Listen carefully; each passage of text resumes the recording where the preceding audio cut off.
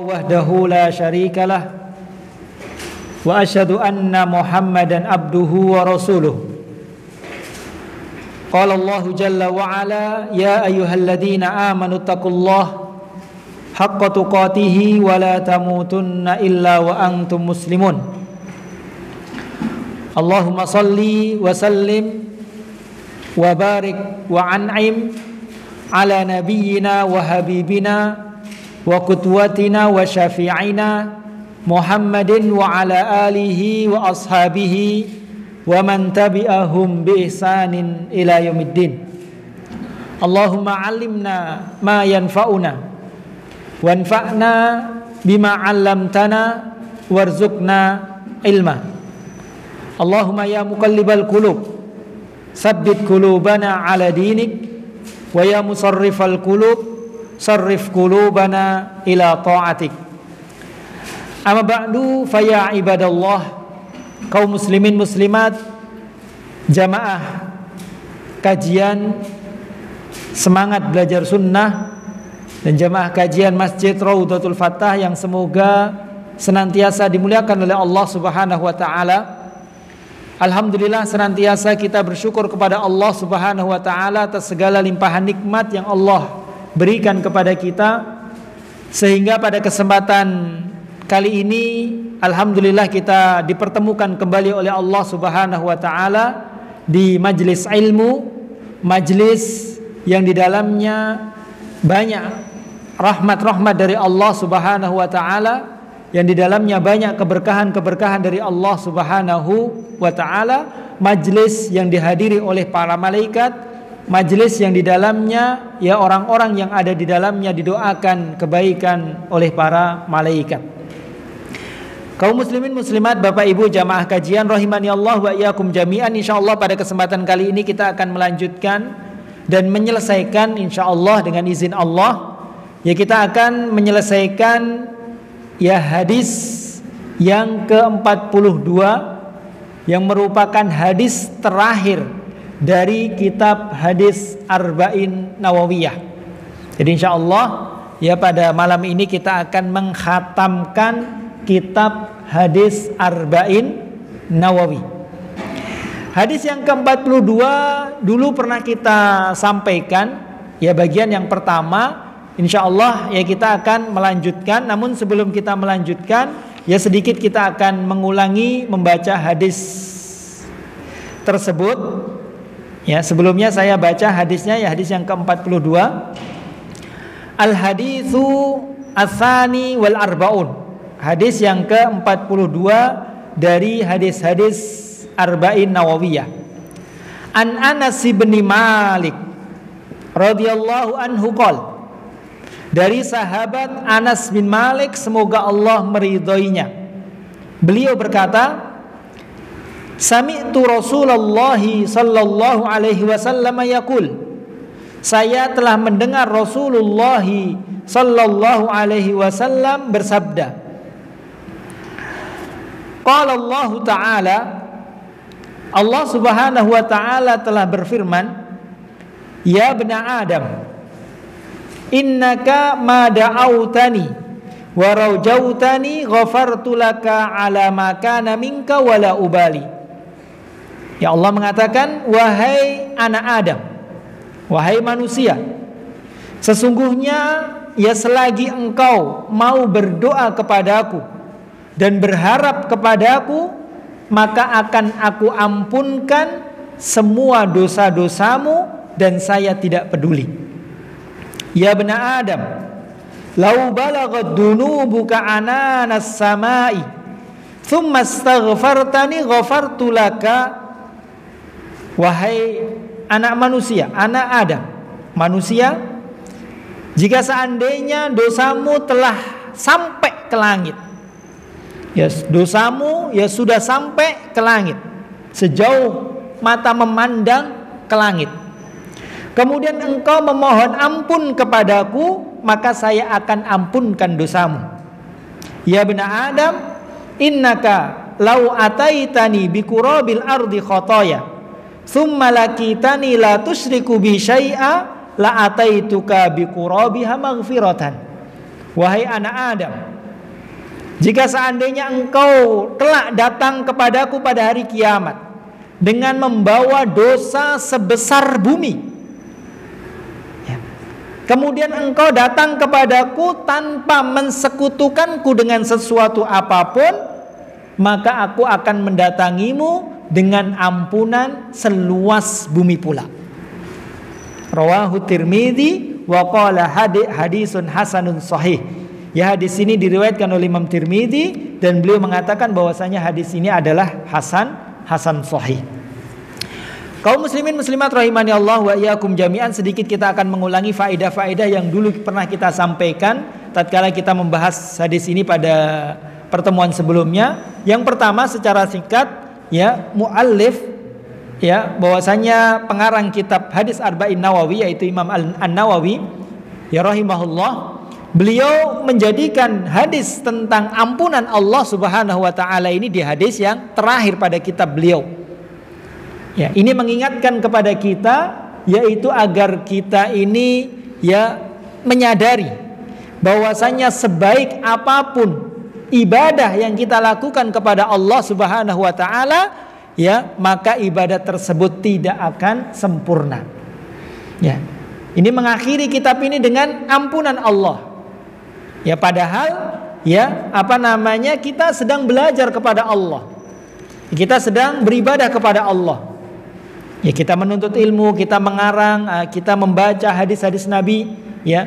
Tapi di akhirnya kita diperintahkan untuk istighfar. Ini mengingatkan muallif dan mengingatkan kita para penuntut ilmu, walaupun kita belajar, walaupun ulama itu menulis kitab, ya, sebaik apapun ibadah yang dilakukan, maka tetap saja ya tidak akan sempurna. Maka kita tutup ibadah-ibadah kita dengan istighfar. Makanya di dalam banyak ibadah-ibadah besar, setelah ibadah Allah syariatkan kita untuk istighfar. Setelah sholat, ya, setelah haji, setelah berdakwah dan ibadah-ibadah yang lainnya, ya, kita diperintahkan untuk istighfar. Padahal kita ya bukan selesai melakukan kemaksiatan, tidak. Kita habis ibadah, kita habis sholat, kita habis belajar, kita habis mengarang kitab, ya, kita habis haji, ya. Tapi ya kita sadar semua yang kita lakukan tidak akan sempurna, maka kita sempurnakan, kita memohon ampun kepada Allah Subhanahu wa taala. Kemudian faidah yang kedua, hadis ini yang menunjukkan kepada kita akan besarnya rahmat Allah Subhanahu wa taala. Besarnya rahmat Allah, kasih sayang Allah Subhanahu wa taala kepada kita. Di mana Allah Subhanahu wa taala akan mengampunkan dosa kita sebanyak apapun dosa tersebut. Bahkan kalaupun dosa itu sampai memenuhi bumi, sampai dosa itu sampai ke langit, kita berjumpa dengan Allah dengan membawa dosa sebesar gunung, sebesar bumi, sebanyak apapun dosa tersebut, ya, maka ketahuilah kita punya Allah, kita punya Rabb yang mana Allah ya adalah Ghafurur Rahim. Allah adalah Rabb yang Maha Pengampun lagi Maha Penyayang. Dan Allah Subhanahu wa taala ingin menyadarkan kita para hambanya. Ya, Allah ingin menegaskan kepada kita bahwasanya Allah adalah Rabb yang Maha Pengampun lagi Maha Penyayang yang menerima taubat.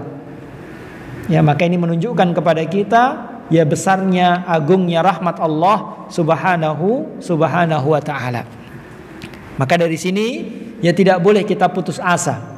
Ya, tidak boleh kita putus asa dari rahmat Allah. Ya, kita mengira, kita suudzon kepada Allah bahwasanya kita berbuat dosa dan kita suudzon kepada Allah bahwasanya Allah tidak akan mengampuni dosa kita, tidak boleh. Ya, sebesar apapun dosa itu kalau kita bertaubat, beristighfar kepada Allah, maka Allah akan menghapuskan dosa-dosa kita. Kemudian faidah yang ketiga, ya, yang dulu juga sudah kita sampaikan, bahwasanya di dalam hadis tersebut Rasulullah SAW menunjukkan kepada kita 3 sebab di mana dosa kita itu akan diampunkan oleh Allah Subhanahu wa taala. 3 sebab yang dengannya Allah akan menghapuskan dosa kita sebesar dan sebanyak apapun dosa kita. Apa 3 sebab tersebut? Apa Pak? Yang pertama adalah doa.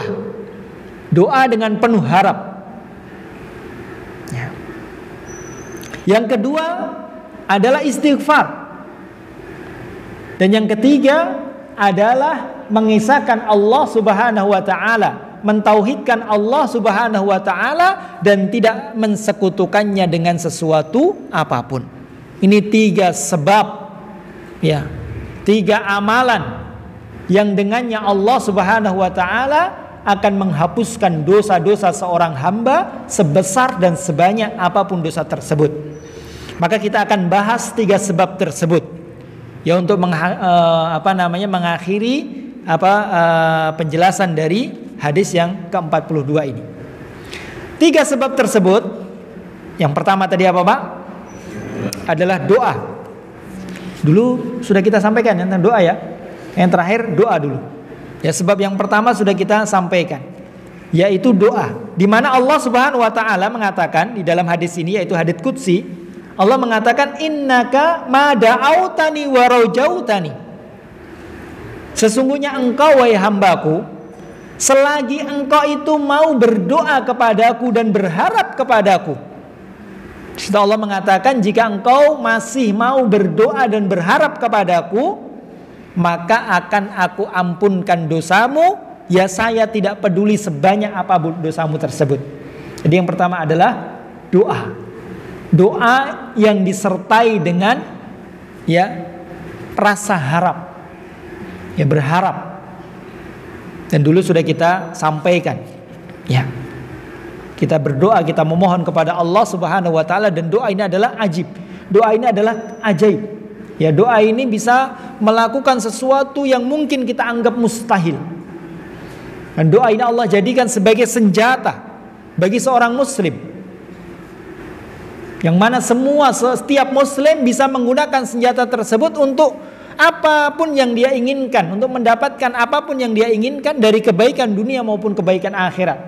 Senjata yang dengannya seorang muslim bisa melindungi dirinya dari segala apa yang dia khawatirkan menimpa dirinya di dunia dan di akhirat. Semuanya punya senjata yang ampuh, yaitu doa. Dia minta apapun kepada Allah, selama itu baik, minta kepada Allah. Ya. Kemudian dia khawatir, ia tertimpa sesuatu musibah atau sesuatu yang dia khawatirkan. Dia berlindung, dia berdoa, minta perlindungan kepada Allah, maka Allah akan selamatkan dia. Dan Allah Subhanahu wa taala berjanji di dalam banyak ayat bahwasanya Allah akan mengijabahi doa selama doa tersebut terpenuhi syarat-syaratnya dan terjauhkan dari penghalangnya. Ya, Allah akan kabulkan doa, Allah akan ijabahi doa. Ya. Tapi diingat di sana ada satu faidah lughawiyah, faidah bahasa Arab, ya, doa itu terkadang kata Allah dikabulkan. Allah mengkabulkan doa. Tapi ada di sana ada bahasa istijabatud doa. Ada doa yang dikabulkan, ada doa yang diijabai. Ini ada perbedaan. Maka kalau kita mengatakan kepada orang semoga doanya terkabul, itu, ya, terkabul, bukan ijabah, bukan ijabatud doa.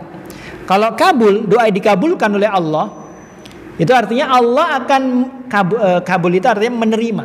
Jadi Allah menerima doanya dan Allah akan memberikan sesuai dengan apa yang dia minta. Ini dikabulkan doanya. Seorang hamba dia berdoa kepada Allah minta A. Kalau Allah mengabulkan doanya, maka Allah akan berikan sesuai dengan apa yang dia minta. Tapi kalau ijabatud doa, Allah mengijabahi doanya. Ijabah itu menjawab.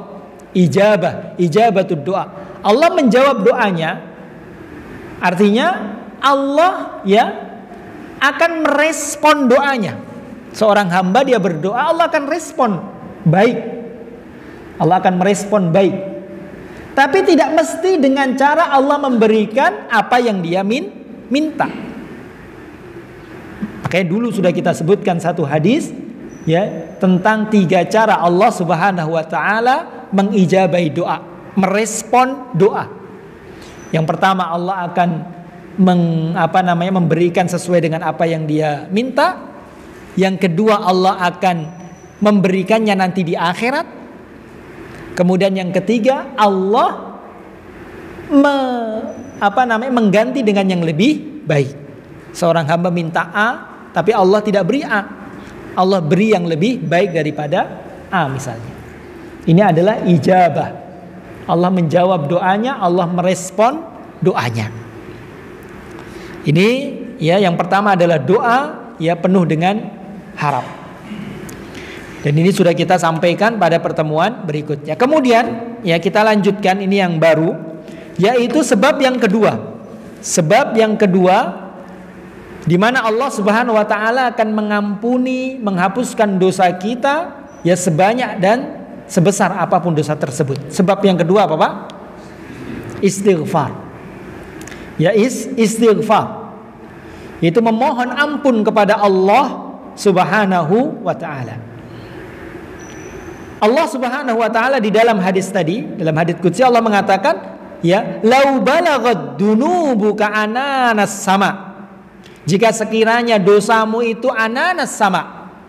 Para ulama menafsirkan anan itu seawan, yaitu setinggi awan. Sebagian ulama mengatakan ananas sama itu sejauh mata memandang ke atas. Jadi kalau seandainya dosamu itu sampai sejauh mata memandang ke atas, sampai langit, ya, summastaghfartani, kemudian engkau istighfar kepadaku, memohon ampun kepadaku, maka kata Allah, ghafartu laka, maka saya akan ampunkan dosa-dosamu. Ya. Ghafartu laka, Allah mengatakan ghafartu laka, itu dari kata maghfirah. Dan dulu sudah kita sampaikan maghfirah, kalau dosa itu mendapatkan maghfirah, ampunan dari Allah, ya, maka di situ ya, yang pertama dosa tersebut akan dimaafkan oleh Allah. Yang kedua, dosa tersebut tidak akan dicatat dan tidak akan dihisap oleh Allah. Jadi catatannya, ini misalnya kita wa na'udzubillah, misalnya kita berbuat dosa. Kemudian kita mohon ampun, istighfar, kemudian Allah memberikan maghfirah, memberikan ampunan, maka tidak ada catatan. Dan nanti pada hari kiamat tidak lagi dihisap karena sudah diampuni oleh Allah. Kemudian yang ketiga, tidak ada efek buruk dari dosa tersebut. Karena perlu diketahui, setiap perbuatan dosa, maka perbuatan dosa tersebut memiliki efek buruk. Di antara efek buruknya, ya, efek buruknya banyak. Ini seorang hamba ini melakukan kemaksiatan, maka dia akan mendapatkan efek buruk dari kemaksiatan yang dia lakukan, itu banyak sekali efek buruknya. Di antaranya, kemaksiatan tersebut akan melahirkan kemaksiatan yang lain, kemaksiatan yang lain akan melahirkan kemaksiatan, dan terus. Maka kalau sebuah dosa mendapatkan ampunan, mendapatkan maghfirah dari Allah, maka tidak ada lagi efek buruk dari perbuatan dosa tersebut. Ya. Jadi antara sebabnya kata Allah yaitu istighfar, memohon ampun ya kepada Allah Subhanahu wa taala.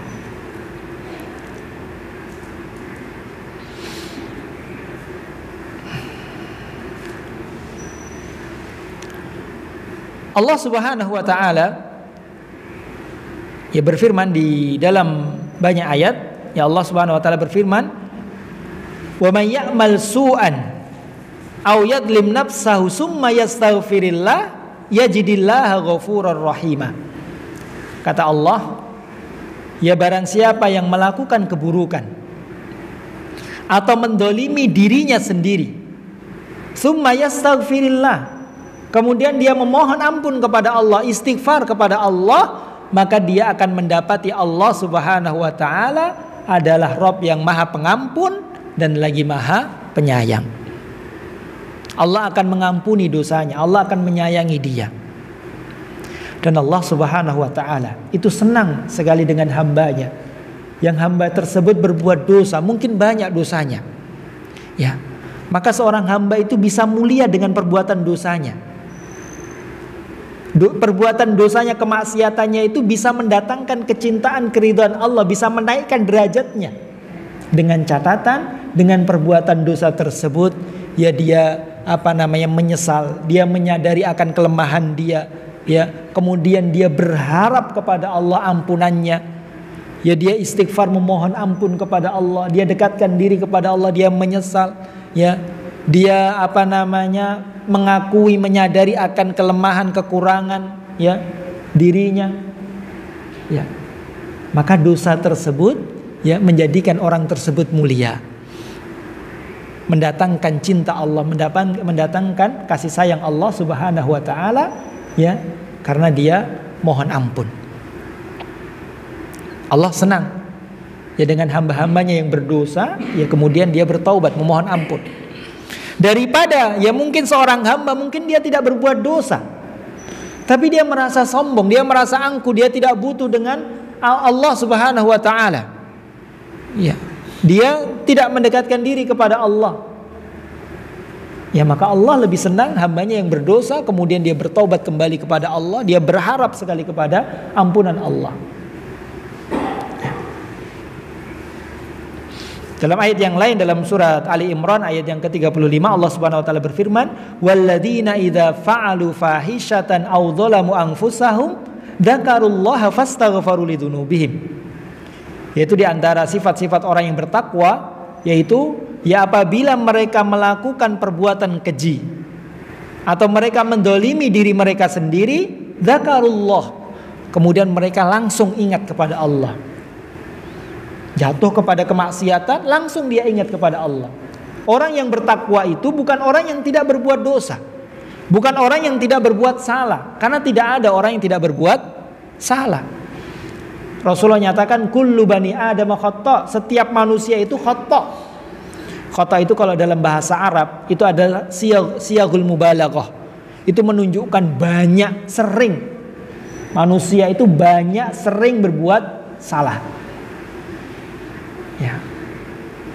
Tapi, ya, wa khairul khata'ina tawwabun, sebaik-baik orang yang berbuat salah adalah orang-orang yang bertaubat. Jadi orang yang bertakwa itu dia berbuat salah, langsung dia ingat kepada Allah, zakarullah. Dia langsung ingat kepada Allah, fastaghfaru lidzunubihim. Kemudian dia memohon ampun kepada Allah Subhanahu wa taala. Ya, dengan ikhlas, dengan tulus, sangat berharap ampunan Allah. Walaupun nantinya setelah dia istiqamah kemudian dia melenceng lagi, berbuat kemaksiatan lagi, dia langsung ingat Allah lagi. Minta ampun lagi, langsung balik ke jalan Allah. Kemudian mungkin setelah berjalan istiqamah, kemudian dia melenceng lagi, balik lagi terus. Dan terus Allah akan mengampuni dosa-dosa kita. Ya. Jadi, ya, istighfar kepada Allah Subhanahu wa taala. Jangankan kita, ya, hamba yang banyak berbuat dosa, Rasulullah SAW, ya, orang yang paling bertakwa kepada Allah, ya, beliau SAW mengatakan, inni la astaghfirullah wa atubu ilai, ya, fil yaumi aktsara min sab'ina marrah. Dalam riwayat yang lain mi'ata marrah. Sungguh saya, ya, istighfar kepada Allah dan bertobat kepada Allah setiap hari tidak kurang dari 70 kali. Dalam riwayat yang lain, ya, setiap hari itu 100 kali beristighfar kepada Allah, bertobat kepada Allah. Ini adalah Rasulullah, ya, seorang yang paling bertakwa kepada Allah. Itu pun, ya, beliau, ya, mengajari kita, ya, bahwasanya beliau tidak kurang 100 kali beristighfar, ya, kepada Allah Subhanahu wa taala setiap hari. Bahkan disebutkan dalam sebuah hadis, ya, Rasulullah mengatakan, ya, jika saya itu sedang malas, sedang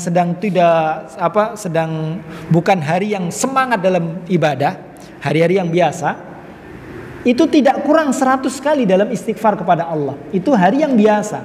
Bagaimana kalau hari-hari, ya, yang yang beliau lebih rajin ibadah, maka lebih banyak lagi.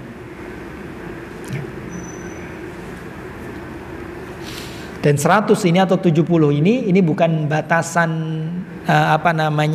jumlah. Kita setiap hari misalnya 100 kali 70 kali, enggak. Jadi Rasulullah mengatakan 70 kali, 100 kali, ya, ini untuk penyemangat. Ini menunjukkan banyaknya, seringnya, ya. Jadi hendaknya kita terus sering, ya, beristighfar kepada Allah Subhanahu wa taala. Dan istighfar itu amalan yang mudah. Amalan yang mudah, kita semuanya bisa mudah, ya, tapi efeknya luar biasa. Ya, manfaatnya luar biasa. Ya. Kita sambil jalan, sambil duduk, lagi nggak ngobrol sama orang, astagfirullah, astagfirullah, astagfirullah. Pahala terus mengalir. Ya.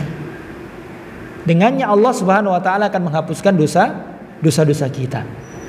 Ya.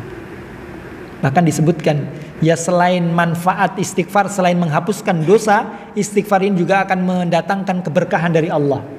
Dalam surat Nuh disebutkan, faqultu astaghfiru rabbakum innahu kana ghaffara. Ya, maka beristighfarlah kalian kepada Allah, sesungguhnya Allah itu faqultu astaghfiru rabbakum innahu kana ghaffara. Sesungguhnya Allah itu Maha menerima taubat, Maha pengampun. Yursilis samaa 'alaikum midrara wa yumdidukum bi amwali wa banina wa yaj'al lakum jannati wa yaj'al lakum anhara. Dengan beristighfar Allah akan menurunkan hujan yang berbarokah kepada kalian. Allah akan menumbuhkan tanaman-tanaman. Allah akan memperbanyak harta keturunan kalian, yaitu dengan istighfar kepada Allah Subhanahu wa taala. Makanya dahulu ada, ya, datang kepada salah seorang tabi'in namanya Hasan Al-Basri. Datang, ya, pemuda yang mengadukan paceklik di daerahnya. Maka Hasan Al-Basri menasihatkan, ya, agar memperbanyak istighfar. Kemudian datang lagi yang mengadukan kemiskinannya. Ya, kemiskinan. Ya, seorang yang miskin, susah, ya, nyari rezeki dan yang lainnya. Maka Hasan Al-Basri memberikan saran solusi untuk memperbanyak istighfar. Kemudian yang ketiga datang mengadukan bahwasanya dia sudah menikah dan tidak kunjung dikaruniai anak. Ya, maka Hasan Al-Basri menyarankan untuk banyak istighfar. Maka dengan istighfar, ya, semua tiga orang tadi, yaitu bisa keluar dari masalahnya masing-masing. Kita, ya, banyak-banyak beristighfar kepada Allah Subhanahu wa taala. Dan istighfar ini, ya, kaum muslimin muslimat rahimani Allah wa iyyakum jami'an, ini dibagi menjadi dua. Yang pertama yaitu istighfar dengan lisannya saja. Dengan lisan. Lisannya mengucapkan astagfirullah, astagfirullah, astagfirullah. Ini istighfar. Yang kedua yaitu istighfar dengan lisan dan hati. Lisannya mengucapkan astagfirullah, hatinya benar-benar dia mengharap ampunan dari Allah. Yang pertama, kata para ulama, yang pertama istighfar dengan lisan saja, ini dapat menghapuskan dosa-dosa kecil. Tidak bisa menghapuskan dosa-dosa besar. Dia hanya dosa-dosa kecil. Kalau istighfar dengan lisan dan hati, ini adalah taubat. Lisannya mengucapkan, hatinya, ya, dia benar-benar mengharap ampunan dari Allah, dia menyesal dan seterusnya. Ini adalah taubat, dan taubat itu bisa menghapuskan dosa yang kecil maupun dosa yang besar. Jadi kalau dosa-dosa besar, ya, harus disertai dengan hati, yaitu taubat.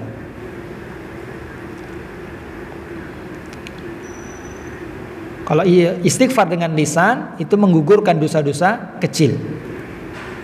Kalau dosa-dosa besar harus taubat. Itu mohon ampun dengan lisannya dan hatinya. Dan syarat taubat, ya, ada 3. Ya, agar dosa-dosa besar tersebut benar-benar diampuni oleh Allah. Biasanya kalau taubat itu spesifik, dari kemaksiatan-kemaksiatan tertentu. Misalnya orang yang gemar minum khamar kemudian dia taubat dari dosanya tersebut, biasanya spesifik, dosa besar. Maka syaratnya yang pertama yaitu menyesali perbuatannya.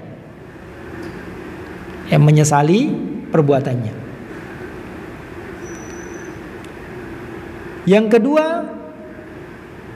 ya, dia berhenti dari perbuatan tersebut. Menyesal, kemudian berhenti. Kalau dosa besarnya itu melakukan kemaksiatan, maka dia harus berhenti berbuat maksiat.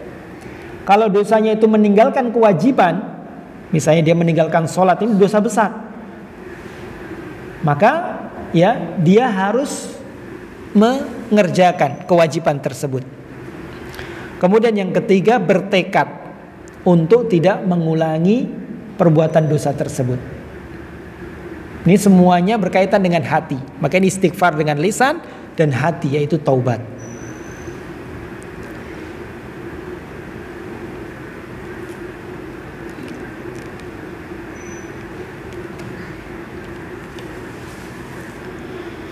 Ini yang kedua.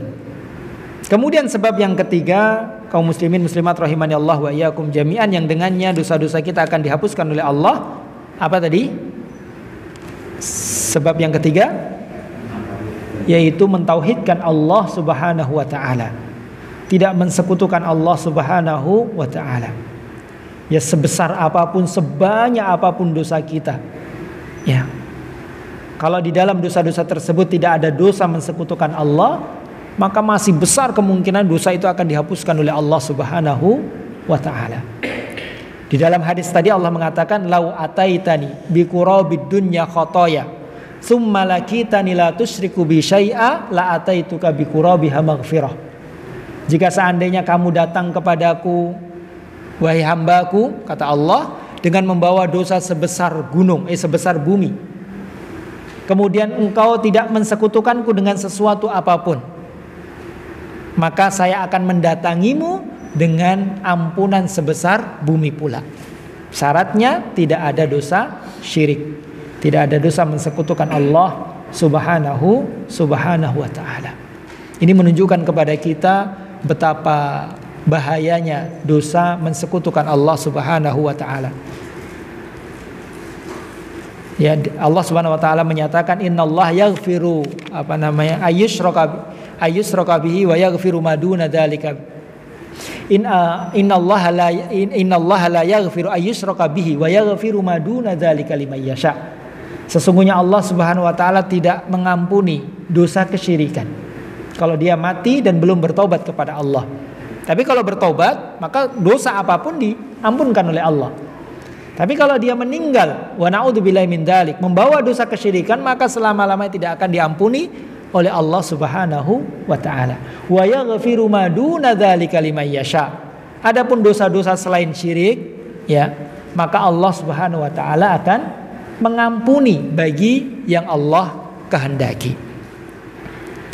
Kalaupun tidak diampuni, nanti Allah akan menyiksa, ya nanti di pada hari kiamat Allah akan masukkan dia ke dalam neraka, ya. Tapi kalau tidak ada dosa kesyirikan, maka nanti akan dimasukkan ke dalam surga.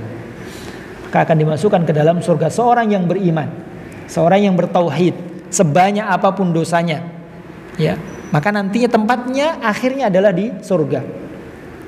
Dosa-dosanya imma akan diampunkan oleh Allah Subhanahu wa taala, imma akan dibersihkan, ya, disiksa terlebih dahulu, ya dibersihkan, ya kemudian nanti diangkat dan dimasukkan ke dalam surga. Ya. Jadi kalau orang yang bertauhid pasti tempatnya di dalam surga. Di dalam banyak hadis Rasulullah SAW bersabda, man mata wa huwa ya'lamu annahu la ilaha illallah dakhalal jannah. Barang siapa yang meninggal dunia dan dia mengetahui la ilaha illallah, dia bertauhid kepada Allah, melakukan konsekuensi-konsekuensi tauhid, maka dia akan masuk ke dalam surga.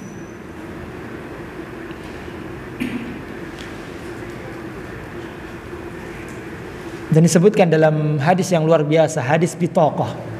Hadis dikatakan oleh para ulama dengan hadis bitaqah. Hadis bitaqah itu adalah hadis kartu. Hadis bitaqah ini ya bahkan ya uniknya ada seorang ulama yang meninggal dunia karena mendengar takjub dengan hadis bitaqah. Jadi disebutkan oleh Rasulullah Sallallahu alaihi wasallam dalam hadis riwayat Imam Muslim, bahwasanya Rasulullah Sallallahu alaihi wasallam mengatakan, yusahu birajulin min ummati yaumal qiyamah ala ru'usil khalaiki. Nanti pada hari kiamat, ya akan seorang pemuda akan dibebaskan dari api neraka di hadapan para semua makhluk.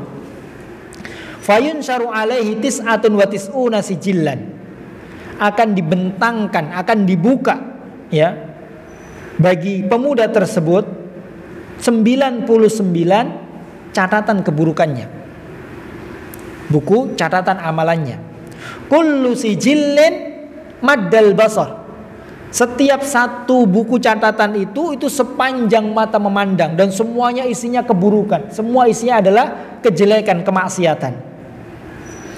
Tsumma yaqulullahu azza wa jalla, kemudian Allah mengatakan kepada pemuda tersebut, hal tunkiru min hadza syai'an? Apakah engkau mengingkari 99 buku catatan ini? Maka pemuda tersebut mengatakan, la ya Rabb, enggak, saya enggak mengingkarinya. Fayaqul, maka Allah mengatakan, adzalamatka katabatil hafizun? Apakah catatannya malaikat ini telah mendolimi kamu? Artinya catatan ini tidak benar. Pemuda tersebut mengatakan, la ya Rabb, enggak, semua ini benar, saya tidak mengingkarinya. Kemudian Allah mengatakan, alaka udrun alaka hasana? Apakah kamu punya udur? Apakah kamu punya kebaikan? Maka dia mengatakan, fayahabur rajulu fayaqulu la. Maka pemuda tersebut memikir dan terkejut. Kemudian dia mengatakan, tidak ya Rabb, saya tidak punya kebaikan apapun. Catatannya semua keburukan, catatannya semuanya kejelekan. Ya, saya tidak punya kebaikan wahai Rabb. Maka Allah mengatakan, bala innalaka indana hasanat. Tidak, sesungguhnya kamu di sisi kami yaitu punya kebaikan. Wa innahu la dzulma 'alaikal yaum, dan sesungguhnya tidak ada kezaliman bagimu pada hari ini. Fatukhraju lahu bitaqah, maka dikeluarkanlah untuk dia satu catatan, satu kartu. Ya, fiha, di dalam kartu tersebut tertulis, asyhadu alla ilaha illallah wa anna muhammadar rasulullah. Ya, kalimat tauhid. Ya, dalam kartu tersebut ya ada syahadat dia, syahadatullah dan syahadatul rasul. Dia mengimani ya keesaan Allah, tauhid mentauhidkan Allah, dan mengimani akan kerasulan Nabi Muhammad SAW. Maka ya Allah mengatakan, orang tersebut mengatakan, ya Rabb, ma hadhil bitaqatu ma hadhihi sijillat? Apa fungsinya, apa gunanya satu kartu ini dibandingkan dengan 99 buku catatan tersebut? Fayaqul, maka Allah mengatakan, innaka la tuzlam, sesungguhnya kamu tidak akan dizalimi pada hari ini. Fatudha'us sijillatu fi kiffatin wal bitaqatu fi kiffatin. Maka Allah Subhanahu wa taala menaruh timbangan, nanti ada mizan, ada timbangan pada hari kiamat untuk menimbang catatan kebaikan dan catatan keburukan. Maka Allah meletakkan ya 99 buku catatan keburukan di satu timbangan, dan satu kartu yang isinya adalah tauhid tadi ditaruh di satu timbangan. Maka apa kata Rasulullah? Fatashatis sijillat wa thaqulatil bitaqah. Maka ya ternyata berat timbangan kartu tauhid tadi. Jadi semua 99 buku catatan keburukan tadi terangkat ya, dan dikalahkan dengan satu kebaikan, yaitu tauhid. Ya, ini menunjukkan kepada kita agungnya tauhid, mengisahkan Allah Subhanahu wa taala. Karena tauhid ini merupakan syarat syarat mutlak ya seseorang untuk bisa meraih surga Allah Subhanahu wa taala. Syaratnya adalah tauhid. Dan dengan tauhid ya Allah akan menghapuskan dosa-dosa. Ya Allah akan menghapuskan ya dosa-dosa. Ya. Bahkan disebutkan dalam sebuah hadis riwayat Imam Bukhari Muslim tentang keutamaan kalimat tauhid. Rasulullah SAW mengatakan, man qala la ilaha illallah wahdahu la syarikalah lahul mulku wa lahul hamdu. Ya, barang siapa yang mengatakan la ilaha illallah, kalimat tauhid, la syarikalah, tidak ada sekutu baginya, lahul mulku wa lahul hamdu, bagi Allah Subhanahu wa taala kerajaan dan bagi Allah pujian. Maka apa kata Rasulullah? Wa fi yaumin mi'ata marrah, setiap hari dia mengatakan kalimat tersebut sebanyak 100 kali, kanat lahu adla asri riqab, maka seperti ya seakan-akan dia itu membebaskan 10 budak. Seakan-akan membebaskan 10 budak. Wa kutibat lahu mi'atu hasanah, dan akan dicatat untuknya 100 kebaikan. Wa muhiyat anhu mi'atu sayyi'ah, dan akan dihapuskan darinya 100 keburukan. Wa kanat lahu hirzan minasyaiton yaumau hatta yumsiya, dan dia akan dilindungi dari syaitan ya pada hari tersebut. Walam ya'ti ahadun bi afdali mimma ja'a bihi, dan tidak ada seorang pun yang lebih baik daripada orang tersebut di hari tersebut. Tidak ada yang lebih baik ya siapapun dari orang tersebut, illa ahadun amila aktsara min dzalik, kecuali orang yang mengucapkan kalimat tersebut lebih banyak daripada orang tadi. Ini kalimat yang luar biasa ya, yaitu kalimat tauhid. Ya, ini menunjukkan kepada kita kaum muslimin muslimat rahimani Allah wa iyyakum jami'an, ya agungnya tauhid ya, dan ini merupakan inti dakwah semua para rasul, inti ya hikmah Allah Subhanahu wa taala menciptakan manusia, intinya adalah tauhid. Bahkan hikmah ya Allah, sebab Allah menciptakan segala sesuatu ya agar manusia ya ini mentauhidkan Allah Subhanahu wa taala. Kaum muslimin muslimat rahimani Allah wa iyyakum jami'an, ini ya akhir dari hadis Arba'in Nawawi ya, hadis yang ke-42, dan alhamdulillah kita selesaikan. Jadi hadis yang terakhir ini adalah hadis di mana Allah Subhanahu wa taala akan mengampunkan dosa-dosa kita ya sebanyak apapun dosa tersebut, yaitu dengan ya 3 amalan tadi, yaitu berdoa kepada Allah, istighfar kepada Allah, dan mentauhidkan Allah Subhanahu wa taala. Namun perlu diketahui satu poin penting, dosa-dosa tersebut sebanyak apapun dosa itu akan diampuni oleh Allah Subhanahu wa taala, dengan catatan dosa itu antara hamba dengan Allah Subhanahu wa taala. Kalau dosa itu adalah dosa antara dia dengan Allah, maka Allah akan mengampuni sebesar sebanyak apapun dosa tersebut. Tapi kalau dosa itu berkaitan dengan manusia, maka ini urusannya lain. Allah Subhanahu wa taala tidak akan mengampuni sampai ya dia urusannya dengan orang lain tadi itu selesai. Jadi kalau orang berbuat dosa kepada orang lain, mendolimi misalnya, atau misalnya merendahkan kehormatan, ya mendolimi hartanya atau darahnya, atau mendolimi kehormatannya, maka dosa tersebut tidak akan diampunkan oleh Allah Subhanahu wa taala. Walaupun kita istighfar, walaupun kita berdoa memohon kepada Allah, sampai orang yang kita zalimi itu memaafkan ya atau meridhai kita. Oleh karenanya para ulama mewanti-wanti, dosa itu ada dosa antara kita dengan Allah, ada dosa itu antara kita dengan manusia. Ya. Semuanya harus kita jauhi. Namun para ulama mengatakan kalau dosa itu antara kita dengan Allah itu urusannya mudah. Karena Allah itu Maha Pengampun, Maha Penyayang. Allah akan mengampuni kita.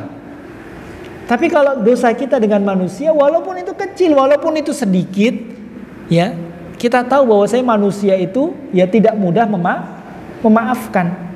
Makanya perlu hati-hati ya kita dengan manusia. Jangan sampai kita berbuat zalim kepada manusia. Jangan sampai kita ya merugikan manusia, entah itu dalam hartanya, entah itu dalam hal kehormatannya. Dan ini banyak kita jumpai ya, orang merendahkan kehormatan orang lain dan yang lainnya, ya terlebih lagi ya mendolimi ya darahnya. Wa na'udzubillah min dzalik. Ya, disebutkan dalam hadis ya ini yang terakhir, yaitu hadis ya orang yang bangkrut. Orang yang bangkrut nanti pada hari kiamat. Rasulullah SAW bertanya kepada para sahabat, manil muflis? Siapakah orang yang bangkrut? Maka para sahabat mengatakan, al muflisu fina man la dirhamalah wala mata. Orang yang bangkrut ya Rasulullah adalah orang yang tidak punya harta, tidak punya perhiasan, orang yang miskin. Maka kata Rasulullah, al muflisu ya min ummati man ya'ti yaumal qiyamati bi sholatin wa siyamin wa zakatin. Kata Rasulullah, orang yang bangkrut dari umatku itu bukan orang yang tidak punya harta, bukan orang yang miskin, bukan. Tapi orang yang bangkrut dari umatku ini yaitu orang yang nanti datang pada hari kiamat, datang kepada Allah dengan membawa pahala, banyak pahala sholat, banyak pahala puasa, banyak pahala zakat. Pahalanya banyak. Kok bangkrut? Ya. Wajah kata Rasulullah, ya, wa ya'ti qad syatama hadza wa qadhafa hadza wa akala mala hadza wa syatama hadza, ya, wa saqama dama hadza. Tapi orang tersebut datang kepada Allah pada hari kiamat juga membawa dosa-dosa kezaliman kepada orang lain. Dia merendahkan orang lain, dia melecehkan orang lain, dia memakan harta orang lain, dia memukul orang lain, dia menumpahkan darah orang lain. Fayu'ta hadza min hasanati wa hadza min hasanati. Maka nanti pada hari kiamat Allah tidak membiarkan dosa tersebut. Kalau dosa dia dengan Allah mudah, Allah akan hapuskan, karena besarnya rahmat Allah. Tapi kalau dosa dia dengan manusia, Allah tunggu. Dan nanti akhirnya orang-orang yang dizalimi tersebut akan diganti, ya, dengan kebaikan-kebaikan orang yang menzalimi. Kalau orang yang menzalimi tadi, pahala-pahala yang banyak akan diberikan kepada orang-orang yang dizalimi. Sampai, ya, kalaupun pahalanya habis, sedangkan orang yang dizalimi masih banyak, belum terbayarkan kezalimannya semuanya, maka dosa-dosa orang yang dizalimi tadi ya dilimpahkan kepada dirinya. Maka dia dilemparkan ke dalam api neraka yang awalnya datang dengan membawa banyak kebaikan, namun kebaikannya harus dia gunakan untuk membayar kezaliman dia kepada manusia. Ya, ini ya perkara orang yang datang kepada Allah membawa banyak pahala. Maka bagaimana jika seseorang datang kepada Allah tidak membawa banyak pahala, namun ya datang dengan membawa banyak dosa kezaliman, wa na'udzubillahi min dzalik. Maka uniknya para ulama, tatkala kita dizalimi oleh orang lain, maka kita berterima kasih, kita bersyukur, kita senang, ya, justru kita senang. Kenapa? Karena nantinya orang yang menzalimi itu ya akan memberikan semua kebaikannya untuk kita di saat kita itu sangat butuh terhadap kebaikan-kebaikan. Jadi orang yang merugi itu orang yang justru mendolimi, bukan orang yang didolimi. Ini kalau ada orang yang mendolimi kita, alhamdulillah, ya nanti ada stok pahala nanti pada hari kiamat dari orang tersebut. Ya, dosa-dosa kita ya nanti akan kita limpahkan kepada orang-orang yang mendolimi kita. Walaupun ya memaafkan itu jauh lebih baik. Ya, tapi dari sini ya kalau orang kita didolimi, ya maka ya sudah, jangan berkecil hati, jangan sedih, ya, itu nanti semuanya akan dibalas oleh Allah Subhanahu wa taala. Sebaliknya kita jaga diri kita, ya, kita jaga diri kita untuk tidak mendolimi orang lain dengan lisan kita, dengan tangan kita dalam media sosial atau yang lainnya. Ya, ini kaum muslimin muslimat rahimani Allahu wa iyyakum jami'an. Ya, semoga yang sedikit ini dapat memberikan manfaat khususnya bagi saya pribadi dan jamaah sekalian.